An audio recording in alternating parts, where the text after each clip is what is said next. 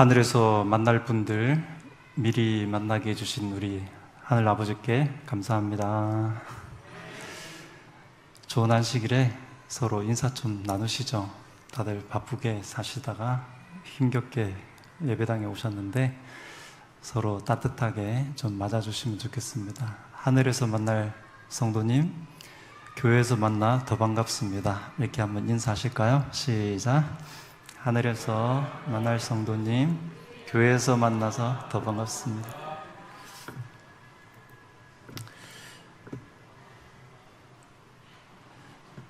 늘 따뜻하고 상냥하고 힘 있는 우리 담임 목사님의 환영과 말씀을 받으시다가 낯선 사람이 와서 어색하고 불편할 줄 압니다. 송구합니다. 저는 이제 경기 북부 지역에 오래 발령받고 현재 포천교회에서 목회하고 있습니다.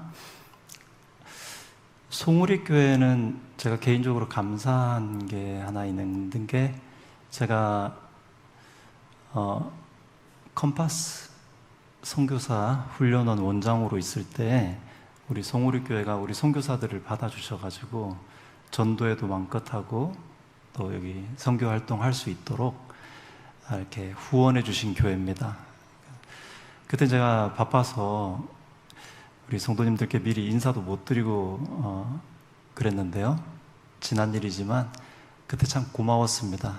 이 교회가 우리 선교사들을 얼마나 예뻐해 주셨는지 제가 산에 데리고 다니면서 살을 다 빼놨는데 여기만 갔다 오면 다시 통통해져서 돌아오더라고요. 전도하러 보내서 죽을 각오로 전도하고 오라 그랬더니 살만 쪄가지고 왔어요.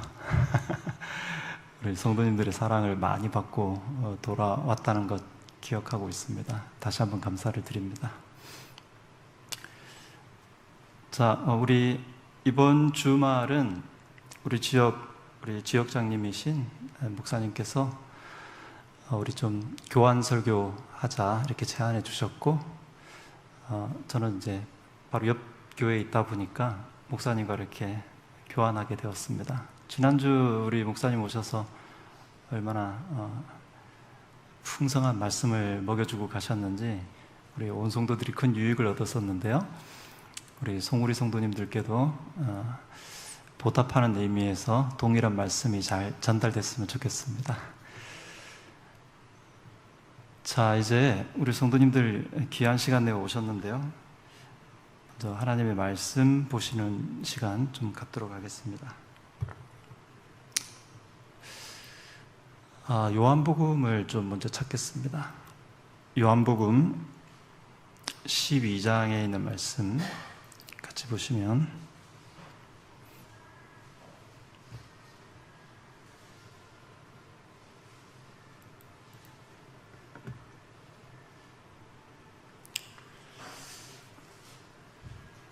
21절에 다음에 말씀이 있습니다. 그들이 갈릴리 벳사다 사람 빌립에게 가서 청하여 이르되, 같이 읽겠습니다. 선생이여, 시작. 선생이여, 우리가 예수를 배우고자 하나이다. 예수님 십자가에 고난당하시기 한 4일 정도 남은 시점입니다. 헬라인들, 다시 말하면 그 당시에는 이방인들이죠. 유대인들 입장에서는 그들이 성전에 찾아와서 그 예수님의 제자들을 먼저 만나가지고 그 제자들에게 간곡하게 부탁을 합니다. 우리가 누구 뵙고 싶다고요? 예수를 뵙고 싶습니다. 우리 예수님은 이 시점만 해도 사실 우리 예수님의 사역은 성공했다고 보기 어려운 상황이었습니다. 예수님에 대한 지도자들의 반감은 극에 다다랐고 정말 예수님을 잡아 죽일 생각밖에 없는 그런 지경에 놓여 있었어요. 주님이 사실 십자가라고 하는 이 엄청난 무게감 앞에서 벌써 그 죄짐이 그의 심령을 누르고 있었습니다. 그래서 실제로 예수님께서 27절에 이렇게 말씀하셨어요.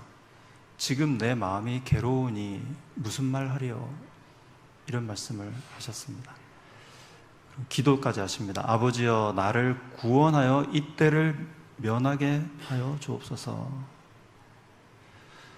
그런데 우리 주님의 마음에 성령께서 감동을 주셨습니다. 그래서 이때를 좀 면했으면 좋겠다라고 생각하셨던 우리 주님의 마음에 결심이 생겼습니다.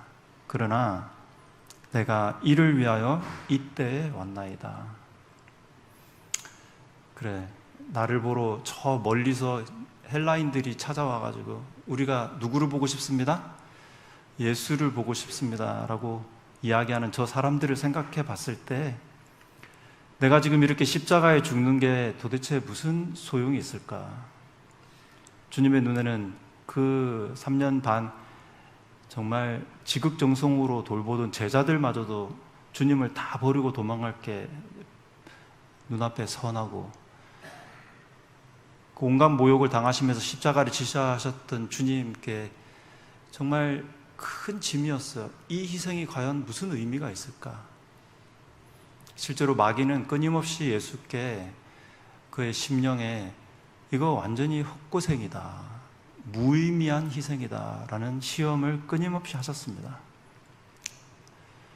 그리고 우리 예수님은 지금 우리가 상상하는 것을 상상할 수 없는 고통을 마주하고 계셨는데 그게 뭐였느냐면 영원 전부터 완전히 하나로 연합되셨던 아버지 하나님과의 분리를 앞두고 계셨어요.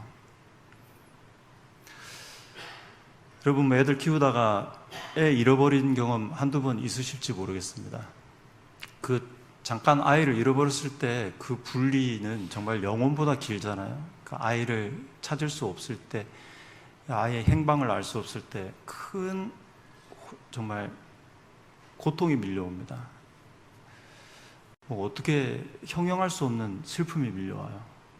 그 잠깐 잊어버렸을 때도 그렇게 그 아버지와 어머니가 아이와 분리되어졌을 때 받는 고통은 형용할 수 없는 것입니다. 특히 이 영원히 자기와 함께 있을 줄 알았던 엄마 아빠를 잃어버린 아이 입장에서는 그거 어떻게 형용할 방법이 없는 혼란인 것이죠.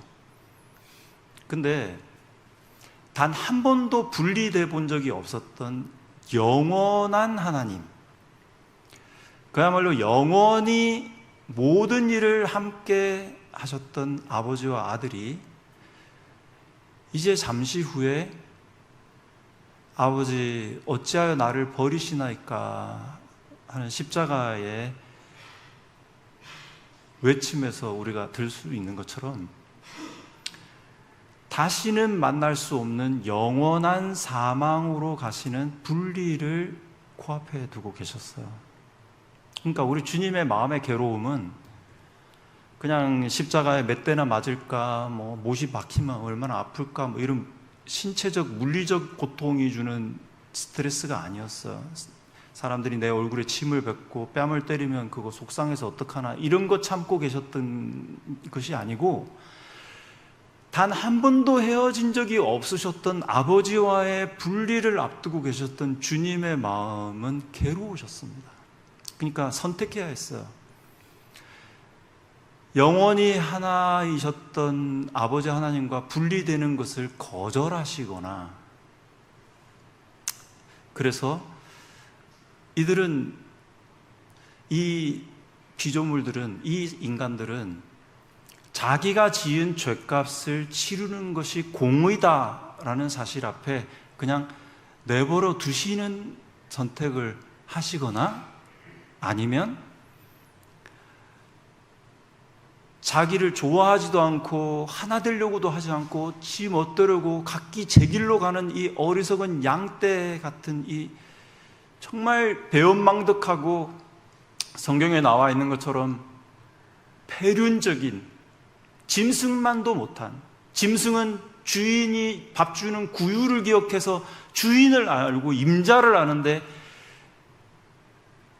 자기를 낳은 아버지도 모르고 주인도 모르고 정말 뇌사랑 다를 게 없는 자기의 창조주가 자기들 옆에 있는데도 불구하고 알아보지도 못하고 있는 이 절망의 인간들을 위해서 영원한 하나님과의 관계를 끊고 이들을 위해서 자기 목숨을 줄 것인가, 이 문제 앞에서 마음이 괴롭다 그랬습니다.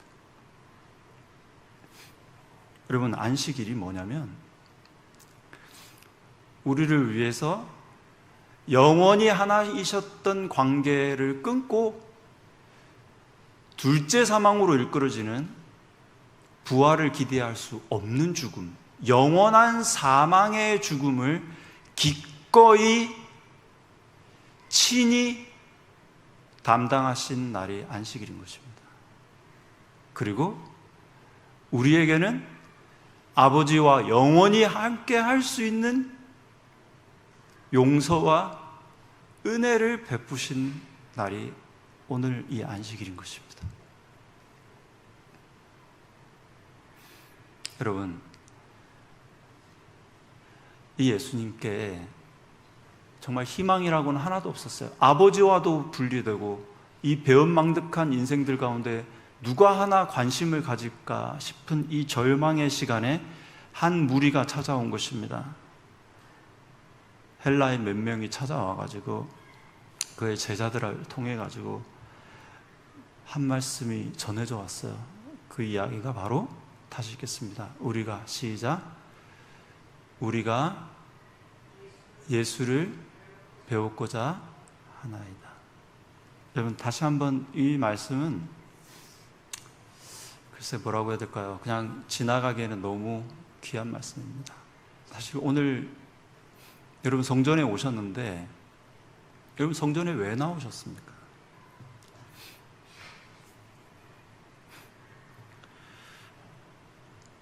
저는 정말 저를 생각해 볼 때 저는 성전에 나오는 이유가 하나밖에 없어요. 적어도 이곳에서는, 다른 곳에서는 몰라도 적어도 여기서는 누구를 좀 뵙고 가고 싶은 것입니까? 예수님 좀 뵙고 가고 싶다. 사실 성전에 왔다가 많은 사람들이 예수를 보지 못하고 제사만 드리고 다 돌아갔어요. 11조도 드리고 구제헌금도 하고 성도의 교제도 나눴습니다. 많은 사람들이 다 축제에 빠져가지고, 모르겠어요, 이렇게 망국기를 걸어놨는지, 다들 뭔가 교회 예배당에 와서 뭔가는 하고 가는데 한 가지를 안 하고 돌아가면 그게 아무 의미가 없는 것입니다. 그런데 저 이방인들, 유대인들 가운데도 아니고 제자들 가운데도 아니고 저 먼 곳에 살던 이방인들 가운데 몇 사람이 누구를 보고 가고 싶었다고요? 예수님 좀 뵙고 싶습니다 하며 성전을 찾았다. 그게 우리 예수님께, 그래, 내가 영원히 아버지와 분리되는 것을 각오하고서라도 저 예수를 보고 싶다고 한 저 자녀들을 위해서 내가 십자가로 가야 되겠다 라고 결심하실 수 있는 귀한 동기가 된 질문이었습니다. 그래서 예수님께 가서 말을 했더니 예수님이 23절에 인자가 영광을 얻을 때가 왔도다. 인자가 받을 영광은 다른 영광이 아니고 하나님의 성품을 드러낼 수 있다면 자기를 죽어서라도, 자기 목숨을 바쳐서라도 영광을 드러낼 수 있다면 그렇게 하기를 원하셨던 것이 주님의 각오였어요. 그러면서 그 유명한 24절을 말씀하셨습니다. 내가 진실로 진실로 너희에게 이르노니 한 알에 밀이 땅에 떨어져 뭐 해야 된다고요? 죽지 아니하면 한 알 그대로 있고 죽으면 많은 열매를 맺느니라. 여러분, 오늘 저와 여러분들은 이 한 알의 열매로 부르심 받았을 줄로 함께 믿고 감사합시다. 나를 위해서 영원히 아버지와 분리되기로 결심하셨던 이 한 알의 밀 같은, 어떻게 우주의 아버지와 함께 보좌에 앉는 분이 어떻게 한 알의 밀알로 자기를 표현하셨을까요? 정말 겸손한 표현. 근데 우리는, 주님은 한 알의 밀알인데 우리는 그래도 조금 강낭콩만 했으면 좋겠다고 생각하는 것 같아요. 하다못해 수박씨만 밀이 보입니까? 잘 안 보입니까? 한 알 그 자체로 보면 뭐 하나야 이게 밀이구나 이렇게 알죠. 한 알의 밀알로 자기를 낮추신 우리 예수님께서 내가 죽어서 열매를 맺게 되겠다. 여러분, 그러니까 죄송하지만 예수님의 죽으심이 가슴에 사무치고 그것을 날마다 묵상하고 이 안식일의 성전에 와도 우리 예수님이 나를 위하여 영원한 사망을 당하시고 무덤에서 쉬셔야 하셨던 바로 이 귀한 선물 같은 안식일, 이 안식일이 오늘 주님과 나 사이에 끊을 수 없는 하나의 끈끈한 영적 교감을 가져오는 그런 예수님을 꼭 보고 가야 할 만한 이유가 충분한 성도들이 바로 이 한 알의 밀알이 죽어서 맺힌 열매들이 되는 것입니다. 근데 이 열매는 열매인데 예수님이 보고 싶지도 않고 그분의 희생이 우리 마음에 역사되지도 않은 채 여기에 그냥 덩그러니 매달려 있다면 이거는 한 알의 죽은 한 알의 미래 열매인 것입니까? 아니면 뭔가 또 다른 열매가 되는 것입니까? 여러분, 우리 안에 정말 내가 죽어서라도 모세가 기도한 것처럼 제 이름을 생명책에서 지워지는 일이 있더라도 저 사람들은 구원받게 해달라고 했던 바로 그 자기를 부인하고 희생하여 나 대신 그들이 살았으면 좋겠다고 생각했던 바로 그 열매, 그것은 우리 예수님이 계시지 않고서는 할 수 없는 결심이었어요. 근데 정말 우리 안에 정말 이 성전에 와서 내가 예수님 꼭 좀 보고 가야 되겠다, 예수님의 십자가가 내 가슴에서 의미가 되었으면 좋겠다, 백날 십자가를 걸어놔도 그냥 디스플레이예요. 그냥 저 십자가를 보고 어느 날 안식일에 와서 저 십자가 때문에 내가 여기에 있게 됐구나 하고 한번 울어보신 적 있냐 이 말이죠. 이 바닥을 예수님 때문에 한번 눈물 흘려본 적 있냐 이거죠. 그냥 자기 연민에 빠져갖고 재산 날리고 건강 잃으면 와서 그 다음에 울어요. 자기 때문에 울어요. 저 좀 살려주세요 이럴 때는 울어요. 그런데 그런 걸 떠나서 예수님이 나를 위해서 하신 일 때문에 저 십자가가 그냥 장식이 아니고 저 십자가 때문에 오늘 내가 여기 있게 됐구나, 이게 또 얼마나 놀라운 은혜인가. 나는 저 십자가에 비하면, 저 십자가에 달리신 예수님에 비하면 나는 뭔가? 나는 정말 그 죽어서 맺은 열매, 한 알에 미리 죽어서 맺힌 그 열매 맞나? 한번 돌아볼 필요가 있다는 것입니다.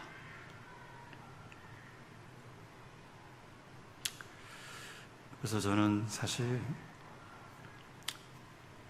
제가 이제 목회하는 곳마다 우리가 진리교회 자꾸 그러면서 안식일도 지키고 바벨론에서 안 하는 그런 이상한 교리 안 따르고 우리는 성경대로, 그래서 우리는 당연히 하늘나라에 내 자리 하나 있는 것처럼 생각하시는 분들이 대부분이셔요. 근데 여러분, 제가 선교사 훈련원에 있을 때도 깨달았지만 그 자녀들 다 목사님, 장로님, 집사님 아들, 딸들이에요. 근데 이 친구들이 처음 입소해가지고 정말 눈물 뚝뚝 흘리면서 하는 얘기가 뭐냐면, 저 아직 예수님을 모르겠어요. 예수님 만난 적이 없어요. 근데 여기 오면 예수님을 가르쳐 준다 그래서 왔습니다.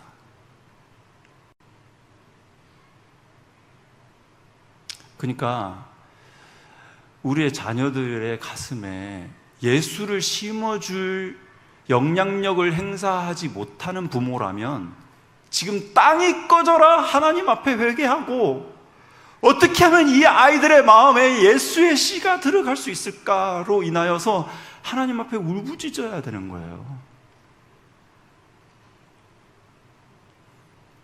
회개해야 돼요. 여러분, 정말 우리 안에 예수가 있습니까? 그 십자가가 나 때문에 우는 거 말고 그 십자가의 사랑이 우리의 눈시울을 적셔준 적이 과연 얼마나 오래되었냐 이거야.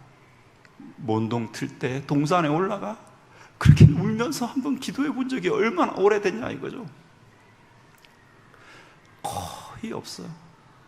마귀가 예수님 십자가로 달리시기 전에 하나님의 백성들에게 깔아놓았던 그 깊은 어두움, 하나님의 사랑에 대한 오해로 말미암아 생겨난, 하나님이 이 세상을 이처럼 사랑하사 독생자를 보내주셨는데도 그 사랑을 알지 못하는 가운데 사로잡혀가지고 자기들을 위해서 지금 한 알의 밀알이 되어서 죽으시려고 하시는 예수님 앞에서도 누가 크냐 뭐 이런 거 하고 있었어. 누가 잘났냐 뭐 이런 거. 바리새인들은 성전에 가서 기도했습니다. 저는 소득의 11조를 아주 잘 내고 있습니다. 금식도 엄청 많이 하지요.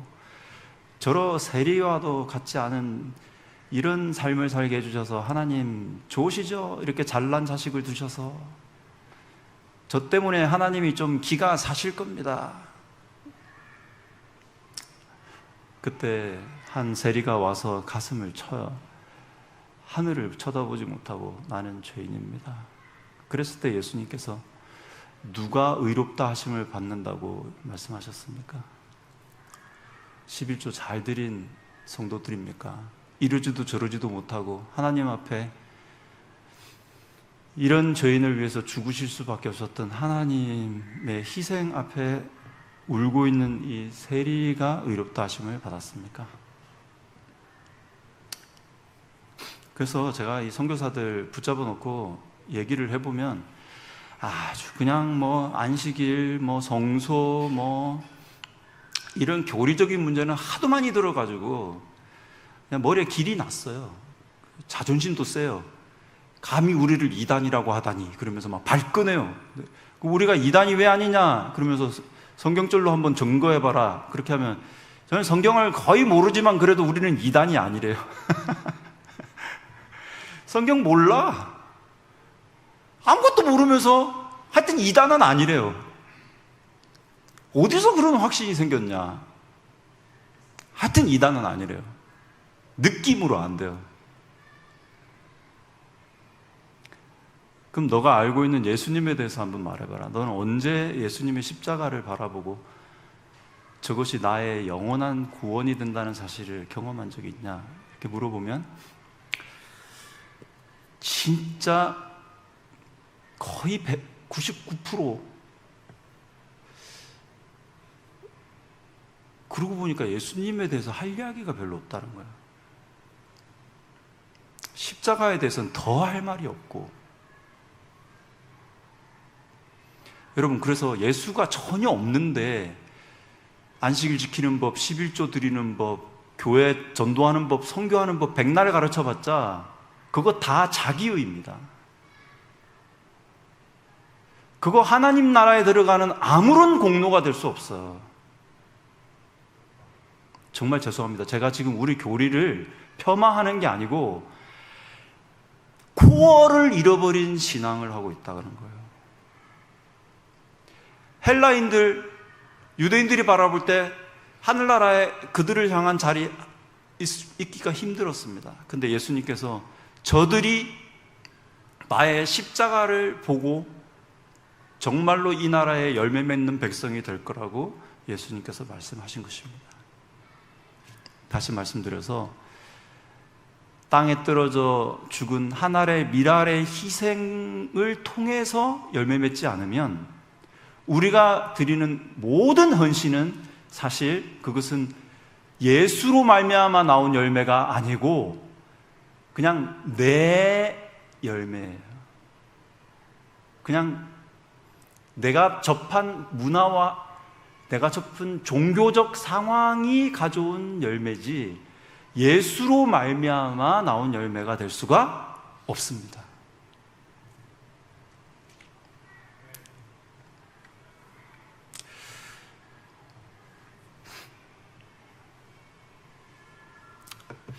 제가 오늘 설교 길게 할 생각이 전혀 없었는데 우리 성도님들께서 따뜻한 눈빛으로 이렇게 함께 공감해 주셔서 좀만 더 보고 가겠습니다. 내일 시간이 너무 없어서 준비한 말씀 거의 못하고 갈 것 같습니다. 조금만 하겠습니다.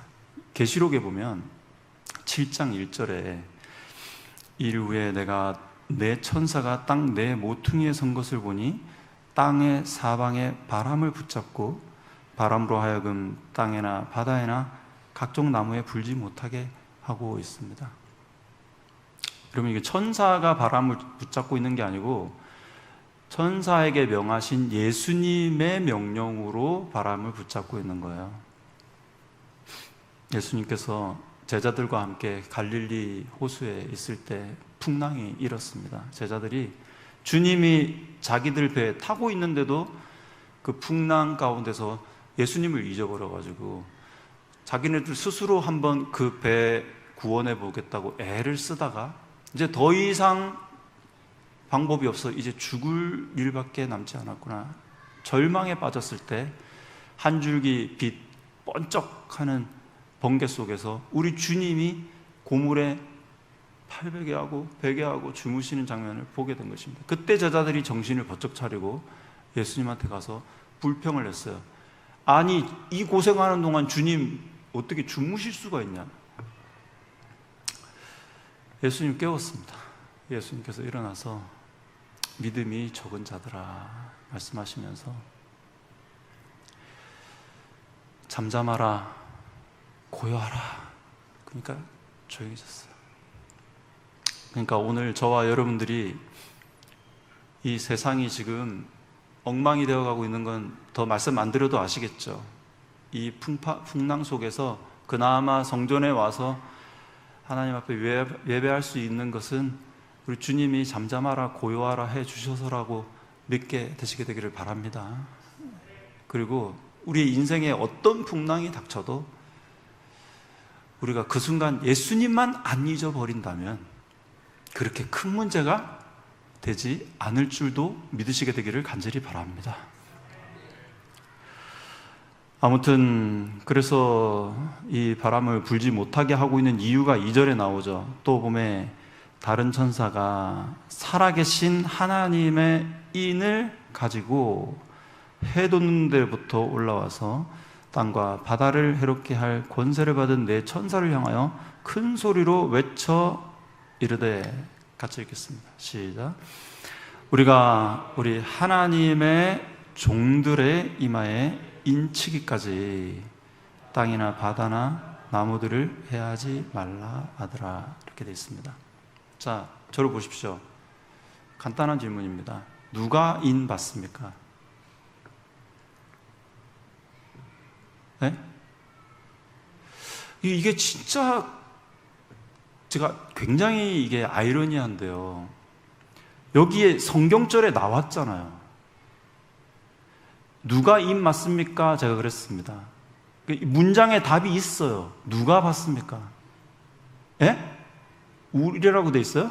국어가 여기 이건 우리 하나님이고 우리가 받는 게 아니고 우리 하나님의 종들의 이마에 인쳐라 이렇게 됐으니까 누가 인 받습니까? 그럼 우리는 하도 교리를 많이 배워갖고 안식일 지키는 사람이요 이래요. 근데 이 본문에는 그냥 앞뒤 안 가리고 누가 받는다고 됐느냐면 하나님의 종이 받는다 이렇게 되어 있습니다.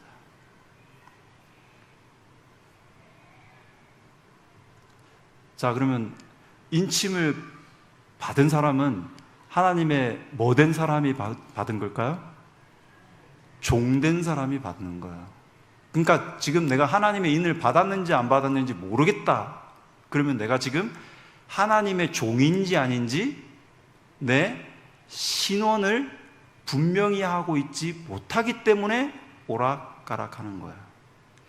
안식일을 지키고 한 선교 사업을 위해서 11조 헌금 생활을 하고 선교 활동을 위해서 헌신하고 봉사 활동하고 그거 다 뭐기 때문에 그런 가지들이 나온 거냐면 그가 누구이기 때문에 그런 봉사가 나온 거예요? 하나님의 종이니까 나온 열매예요. 하나님의 종 아닌데 그 열매가 나오기도 해요. 그러니까 조사심판이 필요한 거예요. 이게 하나님의 종으로서 한 결과인지 아니면 뭔가 이해타산이 맞아서 한 행동인지 이거를 사람의 동기를 알 수 있습니까? 없습니까? 없어요. 사람은 속아요. 아유, 저 목사님 저렇게 열심히 하는 거 보니까 속도 똑같겠지 이렇게 생각하시는 것 같아요. 저 강사님은 이름이 전부 열이니까 열심히 하나님 사업을 하나 보다 그렇게 이야기를 하셔요. 모릅니다 그거. 하나님의 종은 누구만 하시냐면 하나님만 하셔요. 저건 내 종이구나. 내 종이니까 내가 저 종을 뭐 해야 되겠다? 나의 영원한 종으로 확정해야 되겠다 할 때 주시는 표가 이마에 인치시는 것이다 그랬단 말입니다. 그러니까 인침이 갖는 가지들을 다 순종하려고 하면 그게 가능할까요? 불가능할까요? 종처럼 살려고 하는 행동을 바꾸는 것은 정말로 보통 일이 아니지만 하나님이 나를 하나님께서 친히 인치시는 종으로 삼아주신다면 그보다 더 큰 특권과 축복이 없는 것입니다. 그러니 종이 하는 행동을 배우려고 하지 말고 뭐가 되려고 해야 될까요? 하나님의 종이 되면 하나님의 종은 당연히 하나님의 종으로서 할 일을 하는 것입니다. 그래서 진짜 하나님의 종, 이 종들의 진짜 하나님의 종으로서의 모습을 보여주신 우리의 모델이 바로 하나님의 종으로 이 땅에 사셨던 우리 주 예수 그리스도셨던 것입니다. 그러니까 예수님도 실제로 하나님의 인치신 자라고 분명히 말씀하셨어요. 예수님이 인치심을 받으신 분이십니다. 그러니까 우리도 예수님 안에서 인침을 받을 길이 열리는 것입니다, 여러분.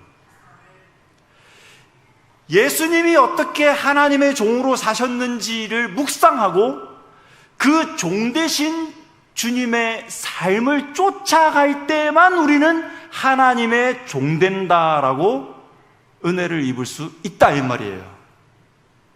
하나님의 종으로서 주님, 우리 구주 예수님이 어떻게 사셨는지를 우리는 연구할 필요가 있고 묵상할 필요가 있겠습니까? 시간을 내셔야죠.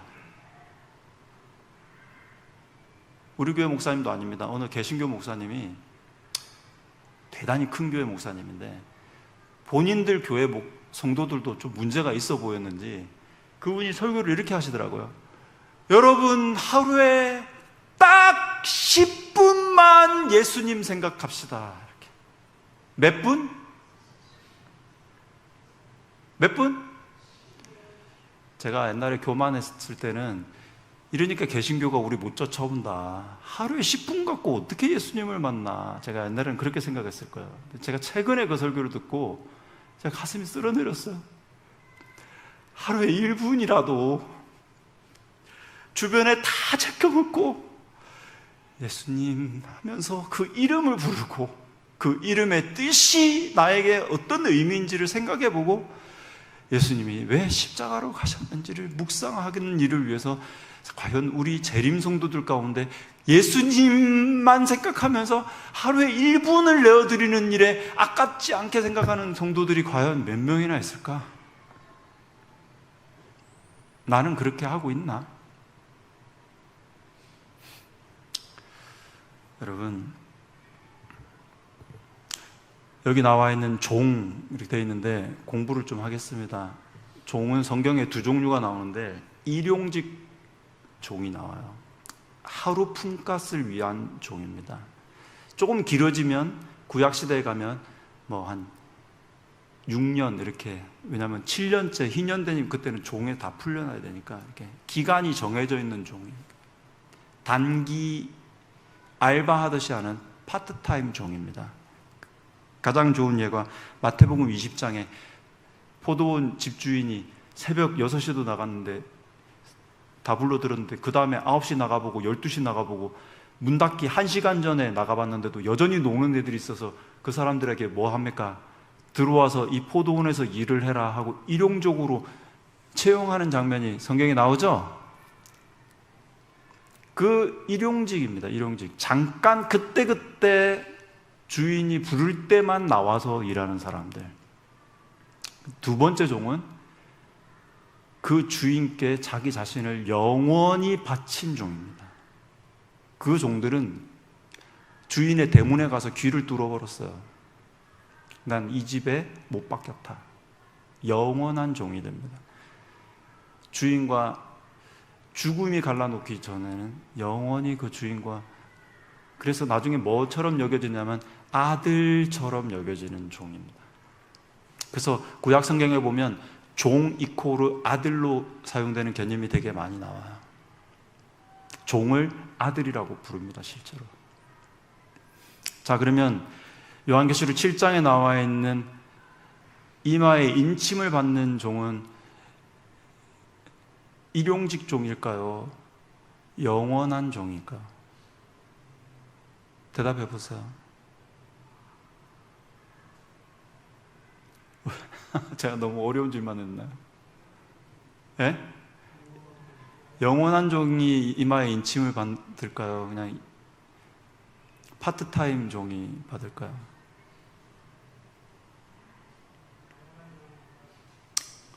영원한 종이에요. 왜냐하면 여기 나와 있는 이 종에 대한 번역이 일용직, 그 다음에 단기간 일하는 종은 품꾼이라고 그렇게 번역을 해놨고, 영원한 종을 청직이라고 번역해요. 그 집에서 주인과 동고동록하면서 그 주인과 마음이 완전히 통해가지고 주인의 뜻을 완전히 이해하고 실행하는 종을 청지기 종이라고 합니다. 자, 그러면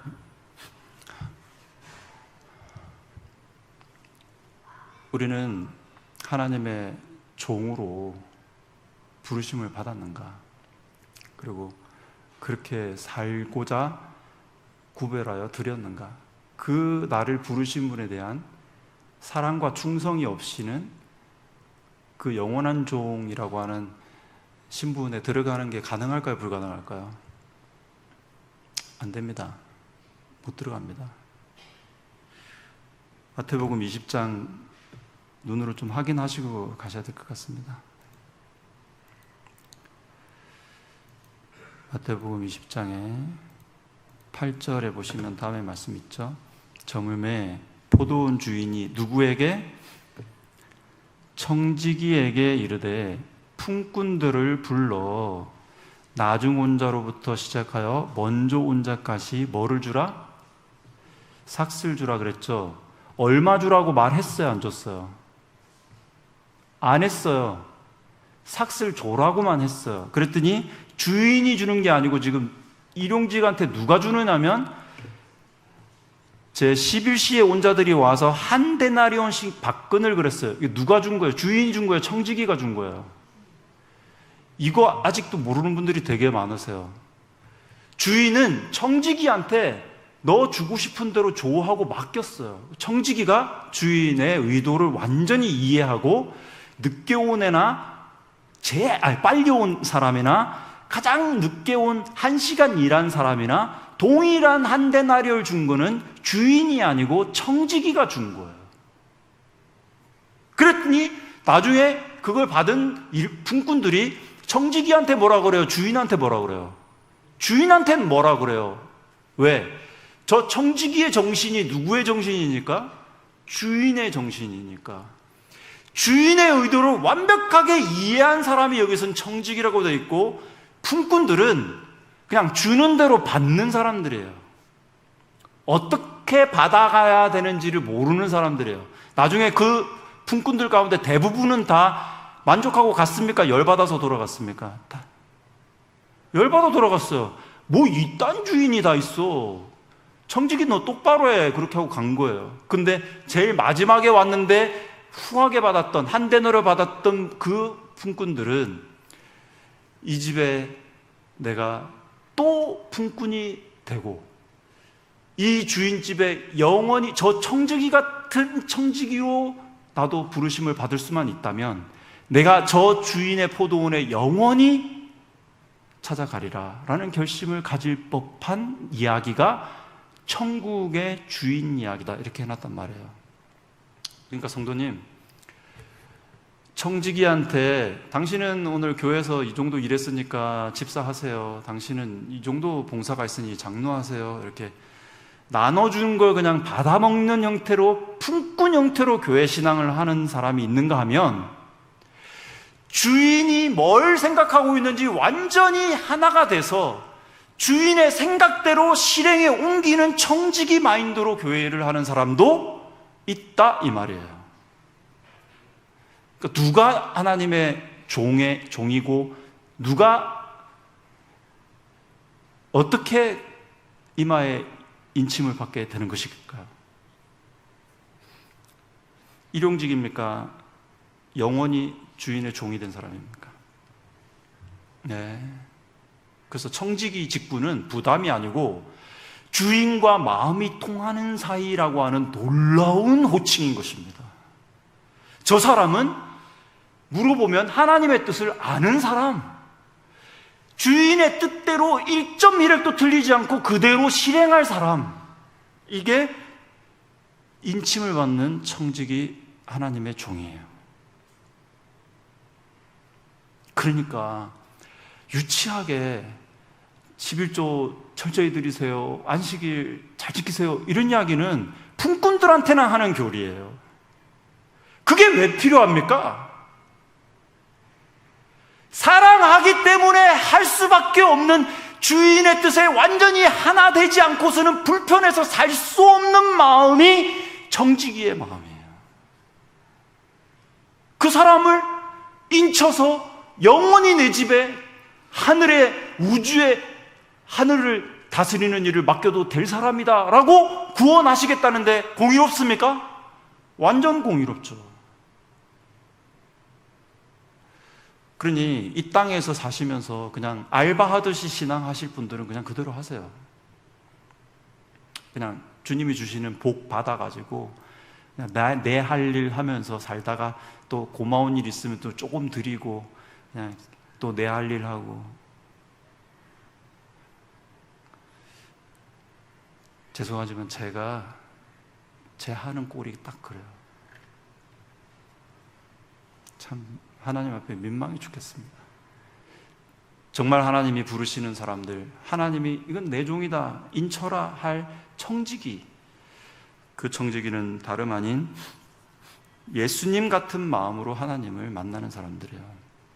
예수님이 아버지가 너무 좋아서 그 힘들고 피곤한 새벽 시간을 완전히 구별해서 아버지와 만나야만 그 다음 일을 할 수 있었던 분, 주님의 뜻인지 아닌지를 늘 물어봐야 하셨던 분, 성령의 도우심이 아니고는 단 하나의 기적도 행하지 않으셨던 분,